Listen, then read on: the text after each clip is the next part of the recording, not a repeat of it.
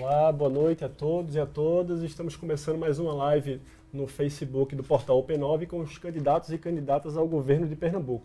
E nosso candidato de hoje é Maurício Randes, do PROS. Seja bem-vindo, candidato. Boa noite. Boa noite, candidato. Bem-vindo. Vamos começar com uma pergunta sobre até seu passado recente na política, né? Em 2012, o senhor pediu desfiliação ao PT, né? Entregou o seu mandato de deputado federal por uma desilusão política, vamos colocar dessa forma, né? E pouco tempo depois o senhor está aí se colocando como candidato do PROS. O que é que mudou nesse tempo que fez com que o senhor repensasse essa, entre aspas, essa promessa? Eu estava, André, numa zona de conforto, fazendo um trabalho que me agradava muito na Organização dos Estados Americanos. Eu era secretário de Acesso a Direitos até ontem. Renunciei ontem ao cargo de secretário de Acesso a Direitos da Organização dos Estados Americanos, onde eu trabalhava com políticas de inclusão social, políticas para os 35 países do continente, para as pessoas com deficiência física, para a comunidade LGBTI, para a comunidade afrodescendente, os povos indígenas, migrantes e refugiados, mulheres e adolescentes em situação de violência. Então, um trabalho que me encantava. E percebi que o que eu estava fazendo lá era para os 35 países do continente. Mas o lugar mais importante do mundo, para mim e para qualquer pessoa, é a sua terra. E aí fui convocado, no momento que a política está no fundo do poço, para vir ajudar a apresentar uma alternativa ao povo de Pernambuco. Uma alternativa que não olhe para o retrovisor, que não fique nessa arenga do passado, de um grupo jogando pedra no outro, e que construa uma proposta para um Pernambuco emancipado. Ou seja, essas políticas que eu estava ajudando a promover nos 35 países, eu venho aqui agora para ajudar os pernambucanos que com elas são comprometidos, para a gente fazer um outro Pernambuco, um Pernambuco emancipado da miséria, um Pernambuco emancipado da discriminação racial, da discriminação contra todos esses setores que sofrem a desigualdade. Um Pernambuco emancipado da burocracia, um Pernambuco emancipado da violência, um Pernambuco emancipado da falta de saúde, da falta de educação. E quando eu saí lá atrás, André, em 2012, foi justamente por já perceber que as reformas estruturais que precisavam ser feitas no Brasil não estavam sendo feitas. Eu já percebia sinais de degenerescência na atividade política.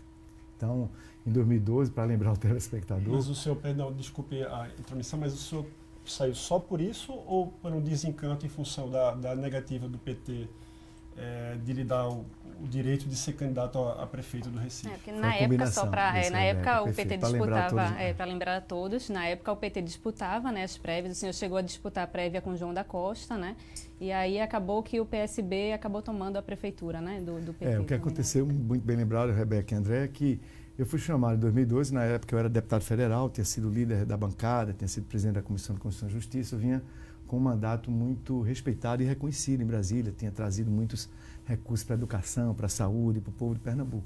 E aí fui chamado para ser, primeiro secretário de governo de Eduardo Campos, né? Eu licenciei do mandato e fui secretário de governo de Eduardo Campos. Em 2012, eu fui chamado por vários partidos, inclusive pelo meu partido da época, para ser candidato a prefeito. Então, para disputar as prévias contra o então prefeito, que era também do meu partido na época. E aí o processo foi um horror, um negócio, uma coisa vergonhosa, aquela manipulação das pessoas, aquele processo de respeito à democracia. Então, aquilo ali precipitou-se, na minha avaliação, o que eu já percebi, uma certa degenerescência da política.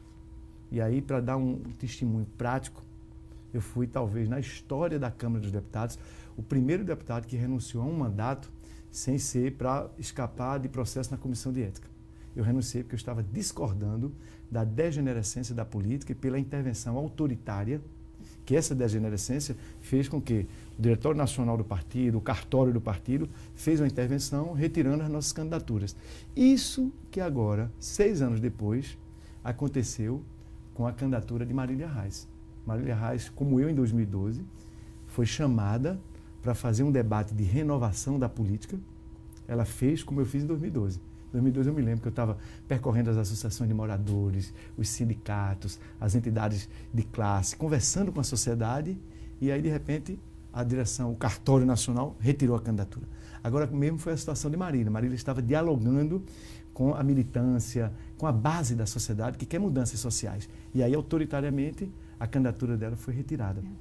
Quando eu estava na UEA, Patrícia, minha esposa, outro dia me lembrou, Maurício, olha, sabe quando é que tu começaste a levar mais a sério os muitos convites que eu estava recebendo para regressar à política de Pernambuco?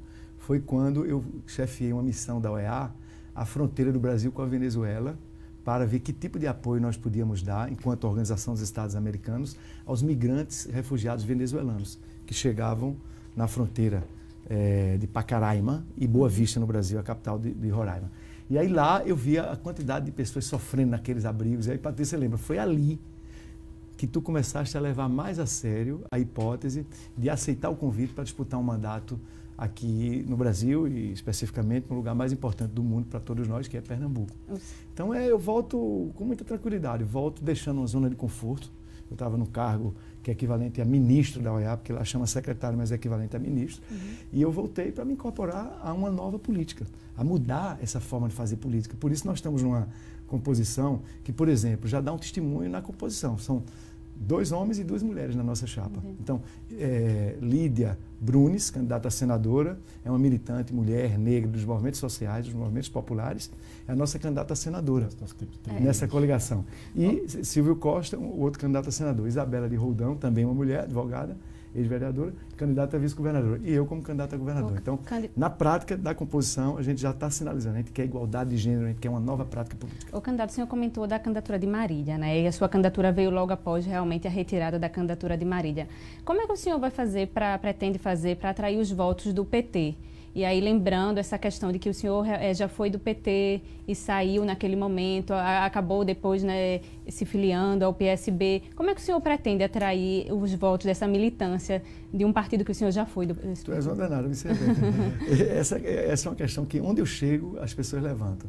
E aí, para mim, é muito claro. Eu tenho uma conexão profunda com a militância dos movimentos sociais. Então, o que eu fiz a vida toda como advogado da Comissão de Justiça e Paz de Dom Helder Câmara, depois advogado dos sindicatos, depois na Ordem dos Advogados do Brasil, lutando por direitos das pessoas, depois como deputado federal, 3 mandatos defendendo causas como a dos agentes comunitários de saúde, as causas do combate à desigualdade, à pobreza e à miséria.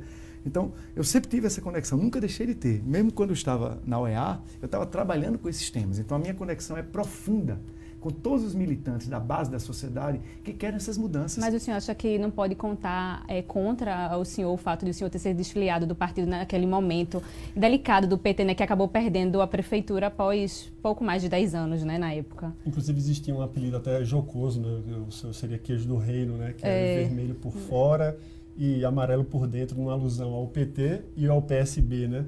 O senhor acha que esse ranço existe ainda? Eu acho que pode existir em alguém, um ou outro, da burocracia, do cartório. Mas a grande maioria dos militantes do PT e dos movimentos sociais, porque tem uma coisa que a gente precisa refletir, nenhum partido tem o cartório, tem o monopólio daqueles valores, daquelas ideias. Os meus valores são os valores da igualdade, da democracia participativa, da solidariedade. Esses valores não são monopólio de uma burocracia partidária. Então, existem, mesmo nas estruturas partidárias, muitas pessoas que defendem esses valores que eu defendo. Então, eu não tenho dúvida, Rebeca, essa coisa, porque em 2012... Pelo contrário, isso eu vejo nas ruas, nos bares, nos sindicatos, nas associações, nas universidades, nas empresas. Onde eu visito aqui, as pessoas dizem, Maurício, olha, você é o único deputado que, ao criticar a forma degenerada como a política chegou, você não ficou só no discurso. Porque minha mulher, meus amigos e minha família sabem o que eu sofri por tomar aquela decisão. Mas quando eu disse, olha, essa intervenção autoritária revela uma degenerescência da política.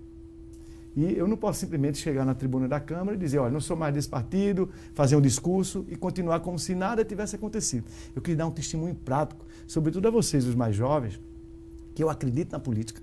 Eu acho que a única forma de emancipação da sociedade é pela democracia e, portanto, pela política. Então, eu não quero a política do vale tudo, de que todos os métodos valem, que o feio é perder, não é isso que dizem aqui, os candidatos convencionais. O feio é perder. Não. O feio é fazer uma campanha errada. O feio é praticar corrupção. Por isso, eu até aviso aqui, quem for corrupto, não quero o seu voto. Você já viu algum político dizer, eu quero qualquer voto, né? O convencional da política, voto não se rejeita, apoio não se rejeita. Apoio de corrupto, eu rejeito. voto de corrupto, eu rejeito. Então, o que eu quero? Eu quero juntar as pessoas aqui em Pernambuco, deixar o retrovisor para trás, olhar para frente para construir um Pernambuco emancipado, um Pernambuco que desenvolva o seu potencial. A pernambucanidade é inteligente, o pernambucano tem uma economia criativa, o pernambucano é tecnológico, o pernambucano é trabalhador. A gente pode reconstruir esse Estado. Então, a minha candidatura, ela é uma candidatura que dialoga com o futuro. Ela não é a candidatura desse presente que está aí todo mundo triste, nem muito menos de volta ao passado, que outras candidaturas representam. Candidato, é comum que os candidatos tenham sua vida pessoal e profissional também questionadas em alguns âmbitos, né, da campanha. O próprio Armando Monteiro, inclusive, vira e mexe, sofre esses questionamentos por conta das usinas, aquela questão toda. O grupo da família do senhor adquiriu um grupo de comunicação local, o Diário de Pernambuco, que hoje sofre com problemas assim, de demissões em massa, né, não pagamento de garantias trabalhistas, inclusive. O senhor, acho que não, salvo engano, não cumpre uma função administrativa hoje na empresa, né? O senhor é do conselho editorial.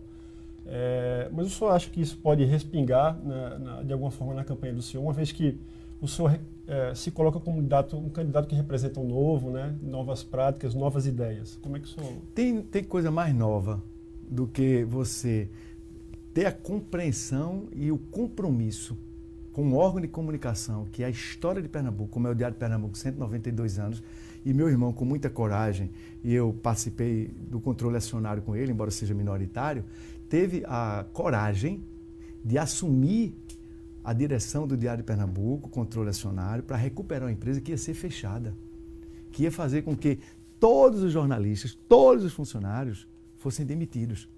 E graças a essa coragem que meu irmão teve, e eu apoiei ele nesse momento, enquanto estive no Diário de Pernambuco, o Diário de Pernambuco está aí se recuperando.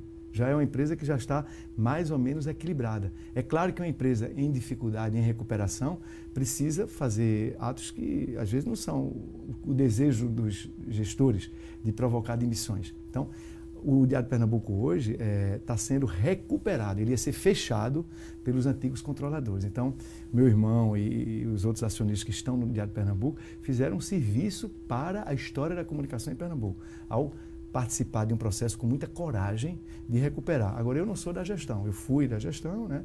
Estou afastado, hoje nem sou do Conselho Editorial, sou acionista minoritário. Então, esse debate que se faz sobre o Diário de Pernambuco, na verdade, é de pessoas que querem, orientadas por marqueteiros, querem se aproveitar disso. Vocês vão ver que na minha campanha eu não vou querer me aproveitar de nenhum dado, eu não vou estar jogando pedra em ninguém. Essa política da arenga, do retrovisor, é isso que está deixando o Brasil desse jeito. Porque eles arengam, e depois estão juntos de novo, depois vão para o governo e loteiam. Meu governo não vai ter loteamento. O governo de Pernambuco vai ter gente competente, a gente vai ter comitê de busca, a gente vai poder permitir que a sociedade impugne aquele indicado para o cargo público que não for preparado. Então, nós estamos dialogando com o futuro e não com essas arengas do passado. Você não vai me ver jogando pedra. Eu não vim dar OEA para fazer uma candidatura aqui para ficar fazendo picuinha e briguinha. Eu vou construir junto com os pernambucanos e com muita humildade, viu, Rebeca e André? Não é dizendo que nós temos a verdade, nós temos já um programa pronto e acabado para resolver todos os problemas no passe de mágica. Não. Nós vamos despertar uma energia das pessoas de bem, das pessoas que estão por aqui com essa política corrupta, com essa política convencional, com essas alianças que não têm a menor coerência e com, sobretudo, a falta de dialogar, a capacidade de diálogo com as pessoas. É para isso que eu estou vindo. O candidato, 4 anos se passaram, né, desde que a Copa aconteceu aqui no Brasil, e em Pernambuco ainda tem algumas obras inacabadas, né, da Copa, que iam fazer parte, e tem a questão da Arena Pernambuco também, né, que fala-se que é um elefante branco, né, tem poucas atividades. O senhor tem alguma proposta para a Arena Pernambuco? Temos. Nós temos, em primeiro lugar, um compromisso muito grande de não ser um governador que vai chegar e destruir tudo que foi feito pelos outros governadores. Não é isso. Né? Nós não temos a pretensão de achar que somos donos da verdade. Mas nós temos algumas convicções baseadas em valores, em princípios, em práticas de toda uma vida. Então, essa questão da ética é fundamental e a questão de evitar o desperdício. Você observe... Estamos no nosso minuto final. Perfeito. Observe que, por exemplo, essas grandes coligações, quando elas chegam no governo, o que é que elas geram?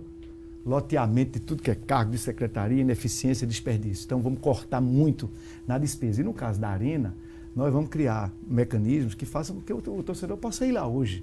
né? Então, hoje, ela está dando prejuízo, porque o Estado teve que administrar, então nós temos que fazer um leilão para que algum grupo privado assuma, e nós vamos criar alguns mecanismos que, ao longo da campanha, nós vamos mostrar como viabilizar o acesso, que é o que o torcedor do Náutico, Santa Cruz Esporte e dos outros times quer, poder ir à arena, porque quando chega lá é uma beleza, né? É linda, é maravilhosa. O danado é chegar.